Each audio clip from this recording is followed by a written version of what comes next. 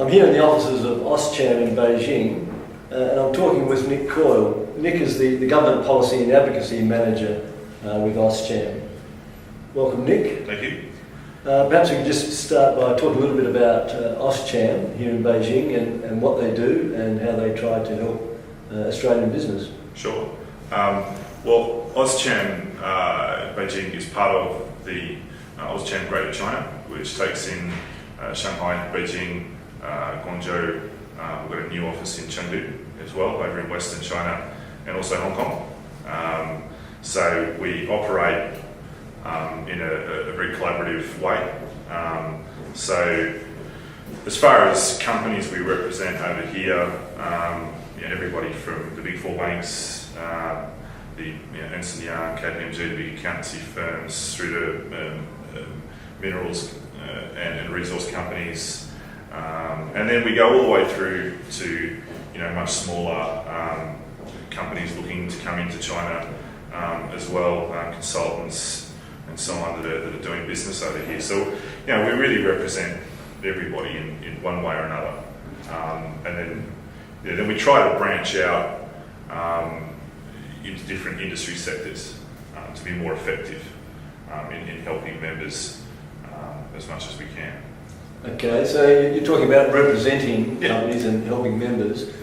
What does that involve? So if a company is involved in China, for example, or perhaps a company that's looking to start off in China, they would approach the chamber, become a member, and then draw on your assistance? Correct, and then we help them to engage with the business community here. So we help provide them with a network, as it were.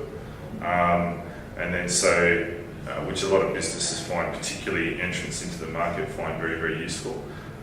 So we help people come together. And I'll be honest, a lot of our work is about that. And as far as my area goes in advocacy, what we look at doing is putting together the thoughts and opinions on behalf of members as to how the regulatory environment is here in China and also in Australia as well. And then I help them to come together, formulate policy positions and put those to the relevant parties. Well, when you say the relevant parties, you mean? Chinese government. Yep, and the Australian government as well. So you're trying to push a streamlining of the process of doing business? Well, yes, in some areas. Also trying to increase access in some areas. So if I can give you an example in, say, agriculture, we've got an agribusiness committee, and so this is all for Greater China, not just Beijing, that we're looking at a free trade agreement with China and Australia and sort of formulating a position on how our members would like to move forward with that, and providing insight to the relevant policy makers as well, giving that business perspective, which is a little bit different to perhaps the message out of Canberra on certain issues or out of Beijing for the Chinese government. So the real industry perspective. Well, do you have much interaction and contact with Chinese business? Absolutely. Chinese companies? Yep. And so you're able to put Australian companies in direct contact with counterparts? Yep. My off-sider here is Stephen Towell, who's away at the moment. Stephen handles a lot of that, and he tends to deal with a lot of the Chinese side of our work. So, and we've got board members here that are heavily involved in the Chinese business community as well. So, we help Australian companies into the market here with Chinese companies, government, and so on. So I guess I think a lot of companies would have specific issues, but can you perhaps tell us something about the general problems that you've identified that over time that Australian companies seem to face here in China? Oh, look, it's very industry specific, to be honest, the issues that they face. I mean, so for example, I mentioned agriculture before. New Zealand's got a free trade agreement with China, so Australian firms are at a disadvantage straight away. So there's those sorts of issues, and then there's the regulatory situation here in China. It's very complex. It's not easy to access information. It's not easy to access the right people to help you with things. So that's a very common problem. You know, talking to the right people, getting to the right people. I know it sounds a bit wishy-washy in a sense, but it's very, very difficult here to get information sometimes. And this is a role, obviously, that the chamber can assist in. Absolutely. That's one of the things that we help with. As I said, the system here is incredibly complex. I mean, coming and setting up a business here, it's not. I mean, in Australia, you can, register your company on the internet. It's not hard through the tax office website to register to get an ABN number, for example. Try doing that in China, even as a local person, is enormously complex and expensive. So even simple things are quite difficult. So if you've got that inside track, it helps you quite a lot.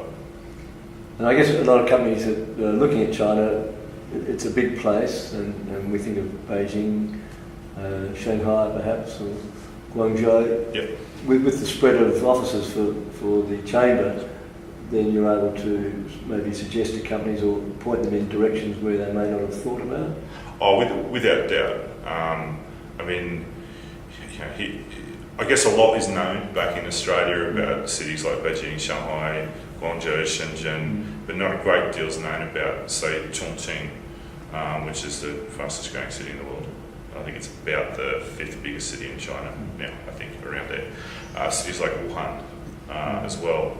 Nanchang would be another city.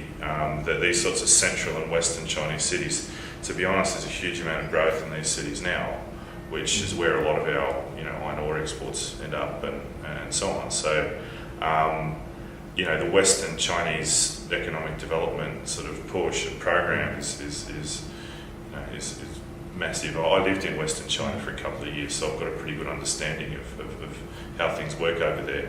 It's not an export-orientated part of the world necessarily. It's the driver of domestic consumption. So they supply a lot of the domestic goods, the cars, the motorbikes, the stuff for your kitchen, you name it. A lot of it comes out of that part of the world, and a lot of the export stuff comes out of here. So Chinese, Australian companies moving into those areas, will they be looking to serve the local market? Or would there be an opportunity to set up a production platform there? Possibly. I think one of the big areas for Australian business is technology transfer. That's the other area that certainly we can, assist, and there's opportunities for Australian businesses there. Say in education, agriculture, finance, all these sorts of areas. There's definitely room for, and service delivery, there's definitely room for technology transfer. And as the country gets more and more sophisticated as well, we can assist there, and I think there are opportunities. Whether it's a case of, Cochlear moving a manufacturing facility or something, they're probably not. I think manufacturing in Australia is shrinking to a large extent at the moment anyway. So, but there's certainly opportunities outside of that. Yeah. From your experience, talking to Chinese business, have you got some feel for the sort of things they're looking at in Australia in terms of what they see as opportunities? Oh, without doubt, resources and food. So agriculture. I mean, two of the largest challenges for China will be and are energy security and food security. So definitely it's something that Australia can play a significant role in. And I think there's room for growth there. So particularly in agriculture, we've sort of seen the mining boom, and there's been a lot of Chinese investment in agriculture as well. But when I say agriculture, I don't just mean buying stuff we grow, learning what we know as well. So it's that technology transfer as well. We're very efficient, farmers, and China needs to improve its efficiency, and we can definitely, and Australian companies can definitely assist with that. Well, Nick, it's been very enjoyable chatting with you, and I think that's a very optimistic note to finish on. No problem. We appreciate your time. Thank you. It's a pleasure being here. We've been talking to Nick Coyle from AusCham here in Beijing. I think one thing that we've picked up from Nick is that there's a lot of opportunity for Australian companies here in China. And when we're talking about China, we're not just talking about the big cities, the ones that we're familiar with, but the western hinterland. And as well as that, there's a lot of growing interest in Australia from Chinese companies.